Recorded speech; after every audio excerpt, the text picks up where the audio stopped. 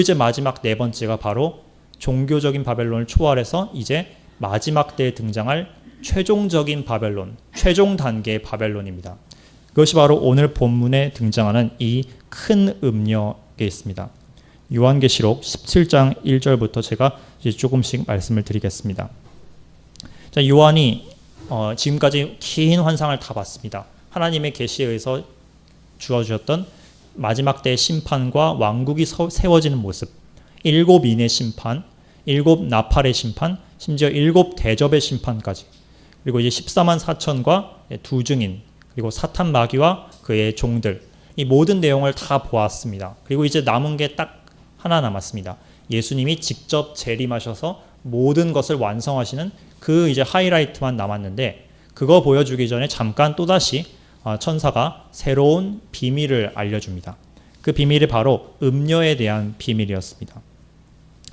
요한은 이제 이 천사에게 듣기를 많은 물 위에 앉은 큰 음녀가 받을 심판을 너에게 보여주겠다라는 천사의 말을 1절 말씀에서 듣게 됩니다. 자, 이 음녀가 바로 제가 말씀드렸던 하나의 연결된 실체, 자, 원시 바벨론에서 시작돼서 전 세계로 흩어진 영적 바벨론, 그리고 역사적으로 계속 4단계, 5단계 변신을 했던 그 국가 바벨론, 이 세 가지가 하나로 연결되어 있는 최종 단계의 바벨론이 바로 이 음녀 바벨론이고, 마지막 때의 모습을 드러낼 최종적인 바벨론의 모습이 될 것입니다. 자, 근데 이 음녀는 어떤 존재인지를 보겠습니다. 2절에 보면, 자, 이자와 연합되어 있는 두 무리가 있습니다. 하나는 첫째, 땅의 임금들로 그로 더불어 음행하였고, 자, 땅의 임금들, 이 땅의 지도자들, 권세 있는 자들, 정치인들, 왕들, 독재자들, 이 모든 이들이 이 음녀랑 더불어서 음행, 이제 속된 말로 표현하면 난교 파티를 벌인 그와 같은 가증한 일이 벌어질 것입니다. 두 번째, 땅에 거하는 자들. 자, 이 자들은 어떻게 되냐면 음녀가 만들어낸 음행의 포도주에 취한다라고 하였습니다. 요한계시록에서 땅에 거하는 자들이란 표현은 항상 예수님을 믿지 않는 세상, 그리고 땅의 시민권을 둔 자들, 하늘의 시민권이 아니라 땅의 시민권을 둔 썩어질 것의 종로로 타는 사람들을 상징해서 이것을 땅에 거하는 자들이란 표현으로 표현합니다. 자, 이와 같이 첫 번째는 정치인들과 경제인, 이제 정치, 경제, 문화의 지도자들, 왕들, 그리고 임금들이 이 음녀와 더불어서 음행을 할 것이고, 두 번째는 이 땅에 거하는 모든 사람들, 단순히 지도자뿐만 아니라 열국에 거하는 모든 하나님을 믿지 않는 사람들이 음녀의 음행의 포도주에 취하게 될 것입니다. 자, 먼저는 땅의 임금들에 대해서 말씀을 드리겠습니다. 자, 이 땅의 임금에 대해서 이제 3절부터 조금씩 실체를 드러내 줍니다. 또 성령으로 나를 데리고 광야로 가니라. 내가 보니 여자가 붉은빛 짐승을 탔는데 그 짐승의 몸에 참람된 이름들이 가득하고 7 머리와 10 뿔이 있으며 라고 하였습니다. 자, 이 음녀 바벨론은 어떤 존재 위에 타고 있냐면 짐승 위에 타고 있습니다. 그리고 이 짐승은 제가 한번 요한계시록 13장에서 말씀을 드렸지만 바로 이제 적그리스도와 그를 따르는 제국 전체를 의미합니다. 그런데 여기서 이 7 머리와 10 뿔이 무엇인지에 대해서는 제가 설명을 드리지 않았지만 오늘 이 17장에서 기록이 자세히 나옵니다. 이 7 머리란 역사 속에 있었던 하나님을 대적했던 주요 왕국들을 의미하고 왕들을 의미합니다.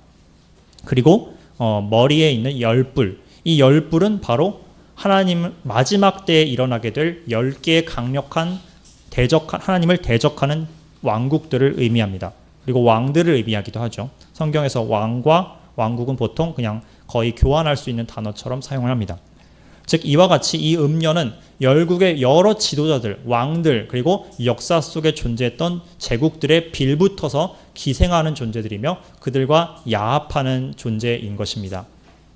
오늘날 세상을 보면 경건한 지도자를 찾기가 점점 이제 모래사장에서 바늘 찾기보다 더 어려운 시대를 우리는 살고 있습니다. 물론 과거에도 일부 극소수의 남은 자들은 하나님의 뜻을 따르려고 노력했던 왕들이 간혹 드물게는 있었습니다. 하지만 지금은 이제 거의 찾아보기가 어렵고 모두가 이 음녀의 영적 음녀와 음행을 하고 있는 그와 같은 시대를 우리는 보고 있습니다. 이것이 어쩌면 마지막 때가 굉장히 가까웠다라는 것을 우리에게 보여주는 사인일 수도 있겠습니다. 그런데 이 정치인들만 탓할 것은 아닙니다. 땅에 존재하는 모든 하나님께 속하지 않은 모든 사람들은 이 음녀의 음행과 이 사악한 포도주에 취하게 됩니다. 자, 그럼 한번 이 음녀의 대체 어떤 음행이 전 세계를 취하게 했는지 그 음녀의 두 가지 죄를 한번 구체적으로 알아보겠습니다. 4절 말씀입니다.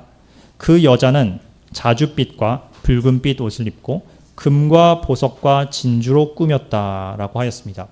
첫 번째, 이 여자는 부유하고 굉장히 럭셔리한 귀부인입니다. 여기서 자줏빛 옷은 왕가의 옷을 상징하는 로열 클로스라고 생각하시면 되겠습니다. 또 하나는 붉은빛 옷인데 이것 또한 왕을 상징하기도 하고 때로는 이 붉은색이 피와 죄와 이런 잔인한 것, 폭행, 전쟁을 상징하기도 합니다.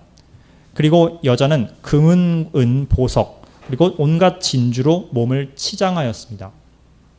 자, 이 음녀는 실제 여자가 아니라 상징물이라고 뒤에 나옵니다. 그리고 이 여자가 이렇게 화려한 옷을 입었다는 것은 이 여인이 세계의 물질 만능주의와 경제의 중심이라는 뜻입니다. 즉 세계의 각종 부와 권능과 모든 그 유익들이 그녀의 손에 쥐어져 있다는 것입니다.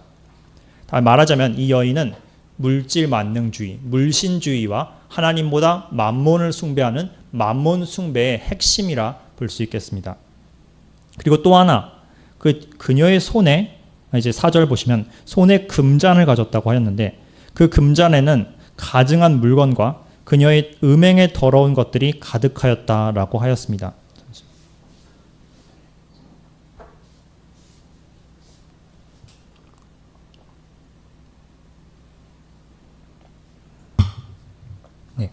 여기서 이 그녀의 금잔 안에는 가증한 물건 그리고 음행에 더러운 것들이 담겨 있다고 합니다.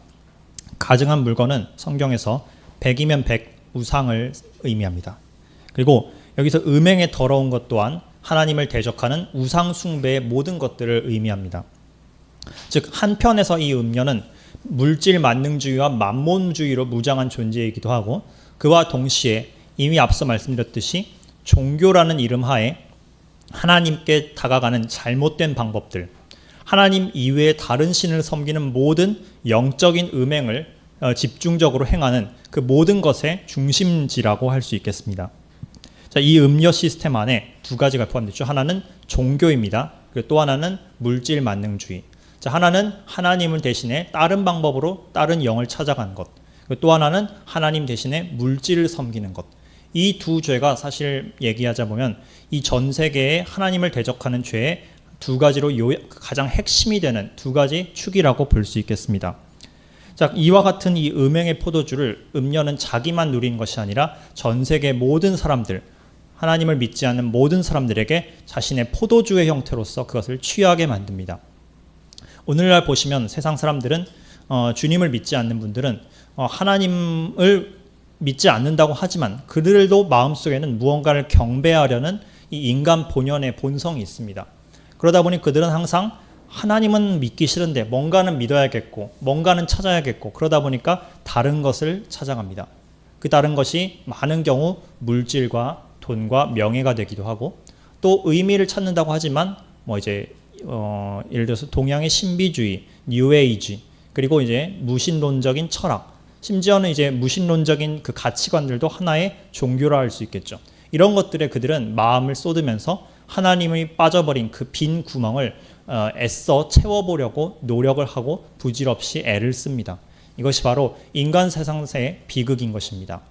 음녀는 이러한 사람들의 이 갈증을 채워준다는 명목하에 그들을 영원히 갈증을 나게 하는 포도주로 취하게 하고 참된 갈증을 해소해 주실 참된 생명수이신 예수 그리스도를 알지 못하게 만듭니다.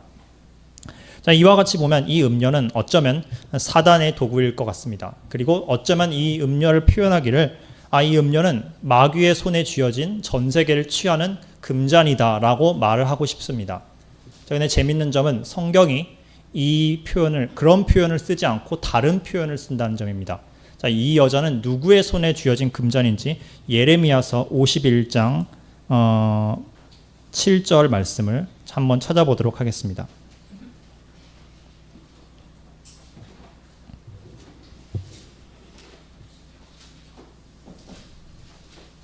혹시 아직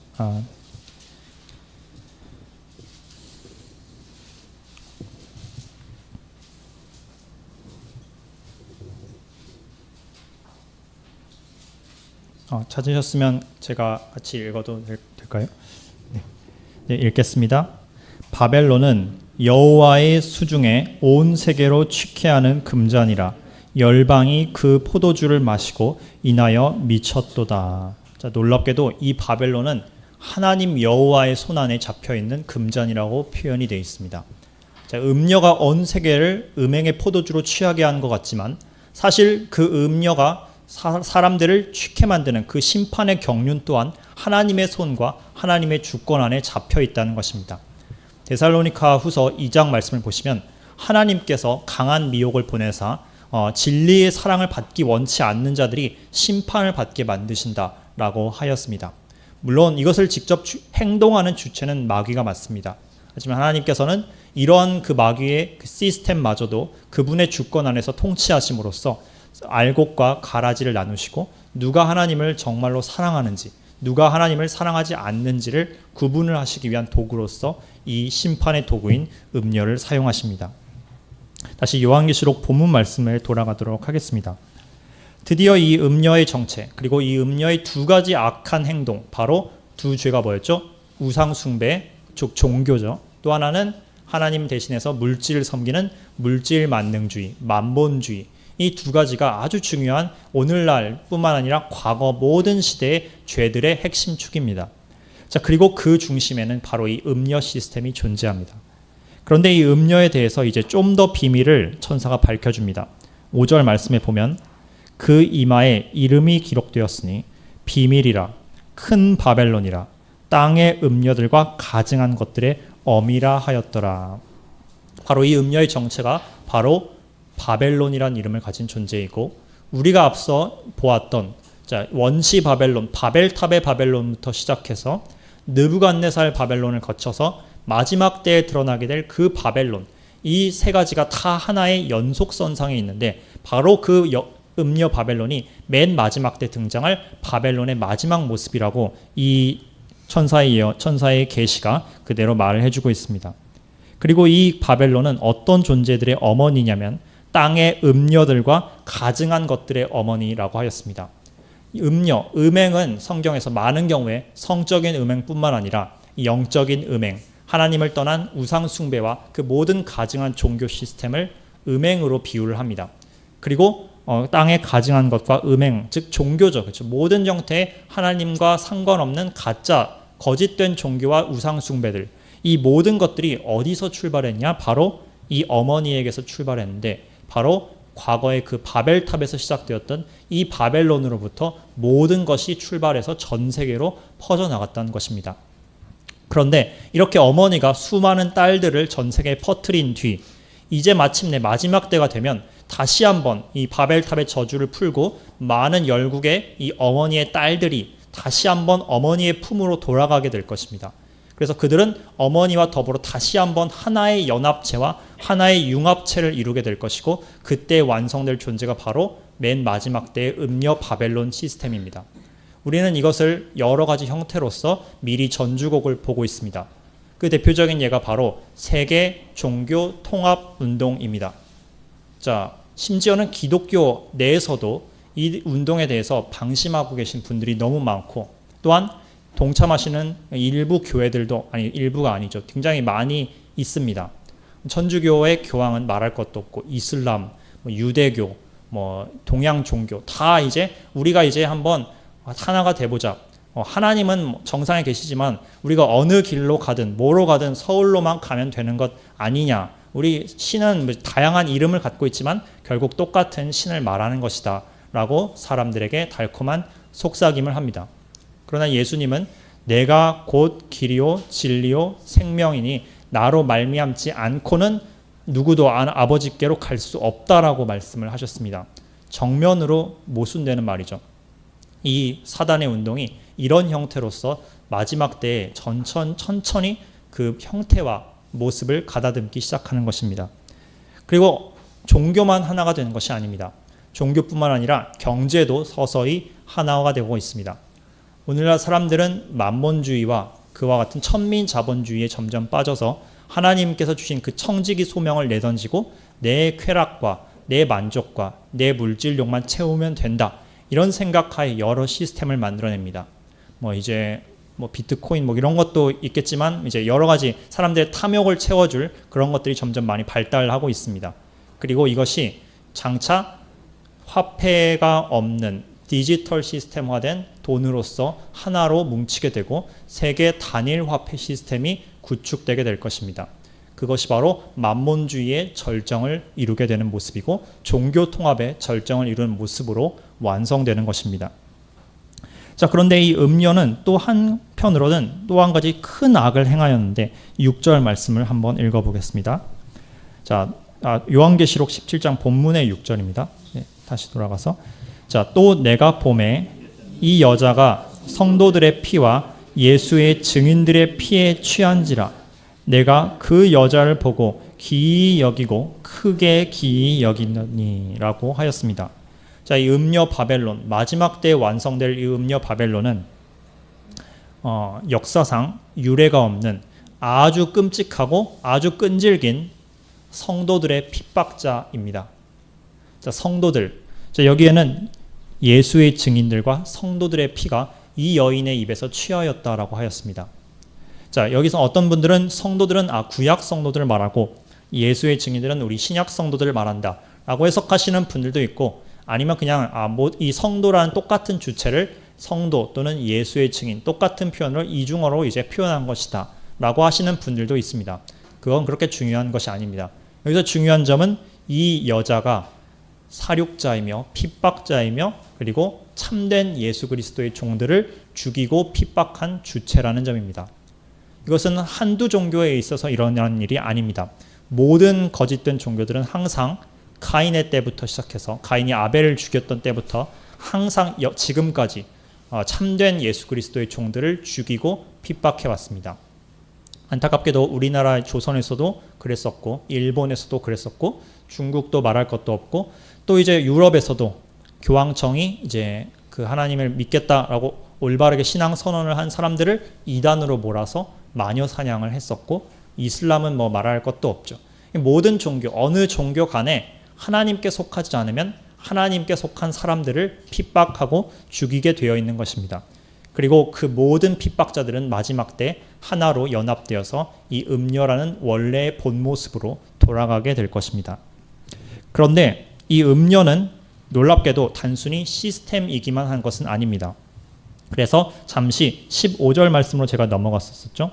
첫째, 이 천사가 또 한 가지를 말하는데 내가 본 바 음녀가 앉아있는 이 물은 백성과 무리와 열국과 방언들이라 라고 하였습니다. 오늘 본문 첫 절에서 천사가 내가 많은 물 위에 앉은 음녀에 대해서 보여주겠다라고 분명 말씀을 했습니다. 그런데 막상 천사가 데려간 곳이 어디냐면 뜬금없게도 광야였죠. 모순되지 않습니까? 약간 많은 물 위에 앉아 있어야 하는데 광야로 데려갔다. 자, 이것을 이제 이사야서 21장을 참고로 나중에 보시면 거기에 바벨론의 멸망에 대한 선포가 있는데 그 바벨론을 시적으로 표현하기를 해변 광야 또는 바닷가 사막이라고 부릅니다. 언뜻 보면 모순된 말처럼 보이는데 이건 이제 역사적 배경을 좀 보시면 이해가 됩니다. 역사적인 그 바벨론, 느부갓네살의 그 바벨론, 그 나라는 원래 그 수도가 어디 세워졌냐면 유프라테스 강에 세워졌습니다. 유프라테스 강을 이렇게 반드시 가던 것을 해자를 파서 이렇게 사이드로 가게 길을 만들고 그렇게 해서 빙 둘러싸는 그 물의 해자 한가운데에 이 바벨론이라는 도시를 세웠던 것입니다. 그래서 이 바벨론은 사막 이라크 지역에 있음에도 불구하고 물 공급을 받는 데 있어서 풍부했었고 그로 인해서 외부의 침략을 막을 수 있는 굉장히 난공불락의 요새였습니다. 이 물이 굉장히 바벨론에게는 자랑스러운 것이었고 그래서 예레미야서나 이사야서 말씀을 또 보시면 이 바벨론을 가리켜 많은 물가 위에 앉은 여인이라고 부르기도 합니다. 또 한편 제가 앞서 말씀드렸던 세 개의 그 영적 추측국 바로 에돔과 두로와 그리고 바벨론이 있었죠. 그 중에서 두로 또한 굉장히 바벨론과 비슷한 나라입니다. 이 두 나라 모두가 이 사단의 나라로서 성경에서 예언자들에 의해서 표현이 됐었죠. 그리고 이 두로는 바닷가, 해상 무역의 중심이었고 이 바벨론은 내륙 무역의 중심지였습니다. 과거에도 이렇게 상업의 중심지였고 그만큼 만몬주의가 발달하기 쉬운 지역이었습니다. 그러니까 저는 이 바벨론과 두로가 사실상 마지막 때는 한 덩어리로서 부활할 것이라고 생각을 합니다. 그래서 어쩌면 이 두로에 있는 바다 그리고 유브라테스 강 이것이 이제 그림으로서 이 바벨론이 앉아 있는 물로서 표현될 수 있습니다. 그런데 요한계시록 본문에 있는 이 바벨론에 앉아 있는 물은 단순히 그 물리적인 물이기만 한 것이 아닙니다. 상징적으로 천사의 말에 따르면 바로 백성과 열국과 방언, 즉 예수님을 모르는 세계 모든 나라들을 말합니다. 그 나라들이 바로 이 음녀의 발밑에 깔려 있다는 것입니다. 그리고 그 음녀의 그 포도주에 취해서 그녀의 시스템에 종속당해 있는 것입니다. 어떤 분들은 이런 이유로 교황청이 이 음녀가 아니냐라고 해석을 하시는 분들도 있습니다. 또 어떤 분들은 사우디아라비아 같이 메카 같이 이슬람의 중추가 뭐 이런 음녀가 아니냐, 어떤 분은 심지어 미국이 그게 나라가 아니냐라고 주장을 하시지만 사실 저는 어느 쪽인지는 알 수 없고 어쩌면 그들 가운데도 음녀의 일부가 들어있을 수는 있지만 음녀가 단순히 그런 차원이 아니라 더 크고 더 거대한 개념이라고 생각을 합니다.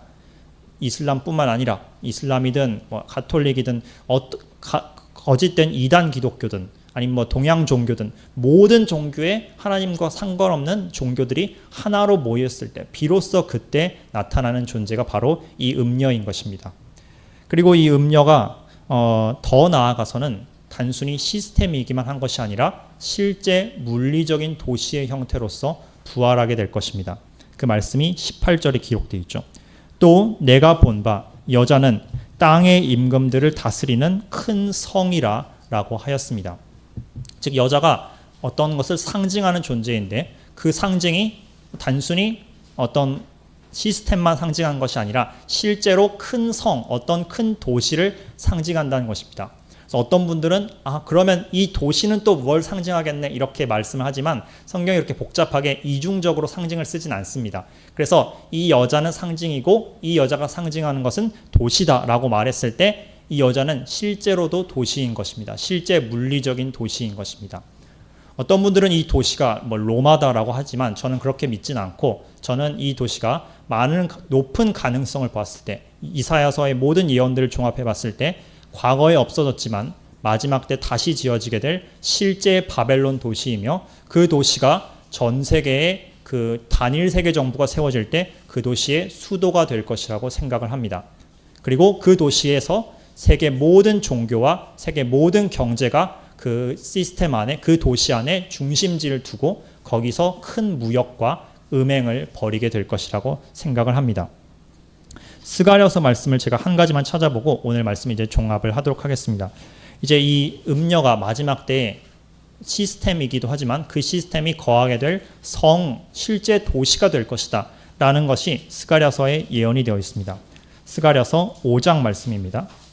5장의 5절부터 이런 놀라운 그 환상을 선지자가 봅니다. 5장 5절 읽겠습니다.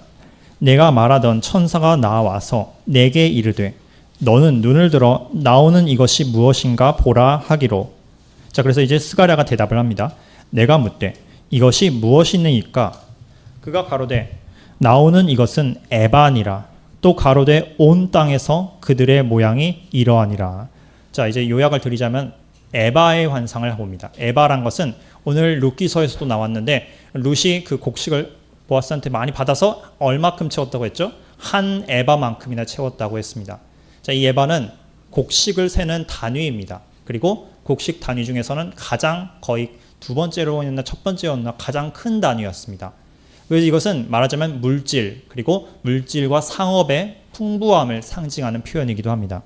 자, 그런데 7절에 보시면 이 에바 한가운데 한 여인이 앉았다라는 굉장히 미스테리한 예언이 나옵니다. 그리고 그 위에 둥근 납조각 하나가 들리더라. 자, 그랬더니 천사는 이렇게 해석을 해줍니다. 그가 가로되 이는 악이다. 자, 이 여자 말이야. 이 여자는 evil, 악이야. 악한 존재야 라고 선포를 해줍니다. 그리고 이 여자를 에바 안에 집어넣죠. 그리고 납조각으로 에바 뚜껑을 닫고 뒤에 보시면 학의 날개를 가진 두 여인이 이 에바를 들고 어디론가로 날아가는 환상을 봅니다. 많은 분들이 여기에 대해서 따로 설교를 사실 들을 기회가 별로 많지 않았을 것입니다. 이 예언은 대체 무엇을 뜻하는 것일까요? 사실 스가랴서는 그 앞부분에 8개의 환상을 보입니다. 이 8개 환상을 제가 다 말할 시간이 지금 없어서 요약을 드리자면 이 환상 모두가 1차적인 의미로는 당대의 이 바벨론 포로 생활을 끝내고 돌아온 민족들이, 유대 민족들이 하나님의 뜻에 따라 제2성전을 세우고 다시 한번 나라가 회복될 것이다 라는 것을 약속해주는 소망의 표시이기도 합니다. 그런데 더 크게는 그보다 더 큰 개념, 바로 맨 마지막 때 예수님이 다시 오셔서 온 세상과 그리고 교회와 이스라엘을 회복시키시고 영원한 왕국을 세우실 것, 그것에 대한 이미지들이 나와 있습니다. 그런데 하나님께서는 이 왕국을 세우려면 그 전에 선결되어야 할 과제가 있다. 그것은 바로 죄인들에 대한 심판과 그리고 죄라는 시스템을 제거하는 것이다 라고 말씀을 해줍니다. 그래서 이 스가랴서 이 5장에 나온 이 에바 속에 앉은 여인의 환상은 1차적으로는 당대 그 바벨론 포로 귀환한 그 이스라엘 사람들이 바벨론에 가서 아주 안 좋은 것을 배워왔는데 그 안 좋은 것이란 바로 그 만몬주의 그리고 상업주의였습니다. 그래서 하나님께서는 너희 가운데 이런 악을 제하여 버려야 한다라는 것을 경고해 주시는 것입니다. 자, 이 바벨론에서 포로로 돌아왔던 그 민족들은 자, 한 가지는 이제 제대로 뉘우쳤습니다. 이제 우상 숭배는 이제 안 하게 되었죠. 너무 혹독하게 당하다 보니 우상 숭배는 안 했지만 대신에 바벨론의 그 찬란한 물질 문화에 중독되어서 이제 물질 만능주의에 빠졌습니다. 하나님께서는 이 여인의 이미지를 통해 단순히 그 시대뿐만 아니라 저 먼 맨 마지막 시대 때 있을 반드시 제거되어야 할 세상의 영적 시스템에 대해서도 강조해 주고 계신 겁니다. 저는 이 여인이 바로 오늘 요한계시록 17장에서 만난 음녀 바벨론과 동일한 존재라고 생각을 합니다. 그 증거를 말씀드리겠습니다. 스가랴서 6장의 11절에 그 증거가 기록되어 있습니다. 자, 이 천사에게 다 해설을 들은 스가랴가 이렇게 질문을 하죠. 그랬더니 10절에 보시면 그들이 에바를 어디로 옮겨갑니까? 라고 천사에게 이제 질문을 던집니다. 그랬더니 11절 내게 이르되 그들이 시날 땅으로 가서 그녀를 위하여 집을 지으려 함이니라. 준공되면 그가 제 처소에 머물게 되리라. 자, 바로 이 여인이 오늘날 바벨탑 이후로 전 세계로 퍼졌던 그 영적 바벨론의 모습입니다. 그리고 그녀를 이제 하나님께서 봉인하셔서 말하자면 그녀에 속해 있던 영적인 음행, 종교와 우상 숭배와 그리고 물질적인 것들, 이제 에바 속의 곡식으로 상징되죠. 즉 물질 만능주의와 돈과 이런 것을 사랑하는 마음, 이 모든 것을 한데 모아다가 하나님께서 바벨론이라는 곳, 즉 신할 땅, 오늘날로 말하면 바벨론 땅, 이곳으로 모아가시고 거기다가 집을 지어주겠다고 하십니다. 이 집이 바로 이 음녀 시스템이 자리하게 될 마지막 때의 세계 단일 정부의 수도 바벨론 도시인 것입니다. 그래서 오늘 말씀은 사실 여기까지고 다음 절부터는 다음 달에는 이제 27장에서 또 다른 한 존재가 나왔었죠. 바로 이미 우리가 열심히 배웠던 이 요한계시록 13장의 짐승입니다. 짐승에 대한 기본적인 내용은 반복할 필요가 없지만 자, 이 음녀와 짐승이 무슨 관계에 있는지 이 관계에 초점에 두어서 여러분께 말씀을 드리고 그보다 더 중요한 내용이 뭐냐면 자, 그러면 이게 뭐 음녀와 짐승이 뭘 하든지 그게 뭐가 중요하느냐? 왜 중요하냐면 이 모습이 사실은 예수님과 신부의 관계를 정반대로 뒤집어 놓은 모습이기 때문입니다. 그래서 우리는 거꾸로 이걸 반면교사로 봄으로써 예수님과 우리 신부의 관계는 어떠한지를 알 수 있게 됩니다. 그래서 우리가 오늘 마지막으로 질문드려야 할 점은 이것입니다.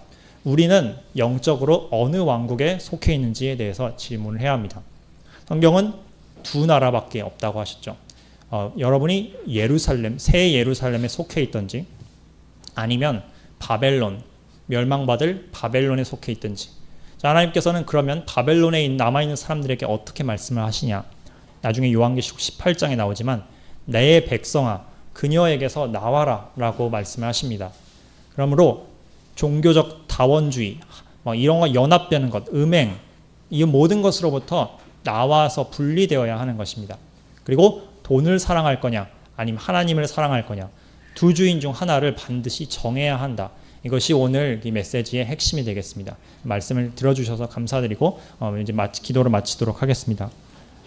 하나님 아버지, 오늘 세계 역사와 그리고 인류 역사 그리고 그 배후에 역사하신 하나님의 구속사의 계획을 이 한 장에서 배우고 주님의 뜻을 알게 해주심을 감사드립니다. 우리가 늘 항상 우리 가운데 우리를 둘러싼 세상에서 물리적으로 우리가 나가는 것은 아니지만 영적으로 항상 주님의 뜻에 무엇이 합하고 합하지 않은지를 분별할 수 있는 눈을 주시고 우리의 소망이 이 땅의 시민권에 있는 것이 아니라 저 하늘의 것 그리고 장차 다시 오실 주님의 그 나라에 있음을 늘 기억하며 그 소망을 바탕으로 이 땅을 거룩하게 살 수 있도록 인도해 주시옵소서. 모든 말씀 예수 그리스도의 이름으로 기도드립니다. 아멘.